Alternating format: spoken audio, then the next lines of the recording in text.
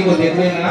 पार्वती जी ने कहा हमको ईर्ष्या के भाव से देखता हो? अरे तुम्हारी दृष्टि में भेद है, भेद दृष्टि से तुम मुझे देख रहे हो, जाओ तुम्हारी एक आंख समाप्त हो जाए। और उसी समय कुबेर की एक आंख समाप्त हो गई, इसलिए इनका नाम हुआ एक पिंग। एक आंख समाप्त हो गई। भगवान शंकर ने कहा देवी तुमने क्या किया? बोले हमको ये भेद दृष्टि से देखता है।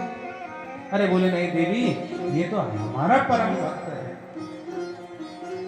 लेकिन भगवती जगदम्बा ने कहा इसने भेद तो किया है ना, क्योंकि जब हम भेद दृष्टि से दुनिया को देखते हैं तो दुनिया हमको भेद वाली ही दिखाई देती है।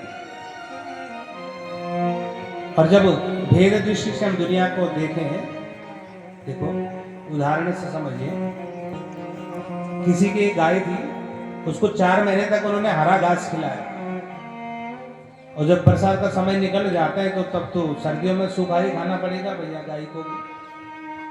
तो सर्दियों में जैसे सूखा घास गाय के सामने डाला तो गाय ने वो घास नहीं खाया, बिल्कुल एकदम गाय ने घास खाना छोड़ दिया। और जब घास खाना छोड़ दिया तो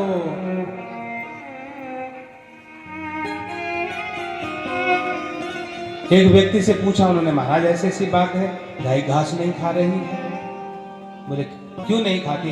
बोले महाराज बात ये है कि पहले हरी घास खाती थी, अभी घास सूखी है तो हो सकता है नहीं खा रही। बोले हम खिलाएंगे सूखी घास?